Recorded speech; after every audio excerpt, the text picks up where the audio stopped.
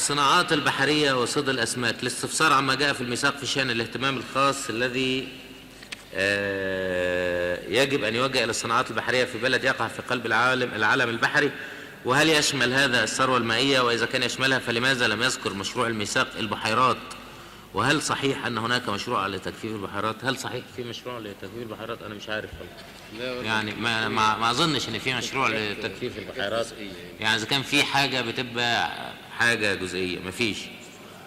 وبعدين احنا نسينا موضوع البحيرات من الميثاق، يعني اعتبروها بحار يعني في ال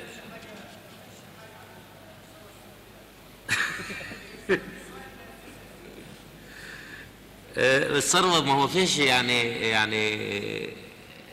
بالنسبة للثروة السمكية ده في مؤسسة النهاردة وبيجيبوا لكم موتورات وعايزين يعملوا لكم جمعيات تعاونية، وبعدين الميثاق في حاجات كتيرة مش موجودة بالنسبة للتفصيلات، واحنا بنعتبر الثروة السمكية مهمة جدا، ويا ريت تزيدوا الثروة السمكية وتقللوا اللحمة اللي احنا بنستوردها من بره وبندفع ثمنها، لان احنا محتاجين الى زيادة الثروة السمكية.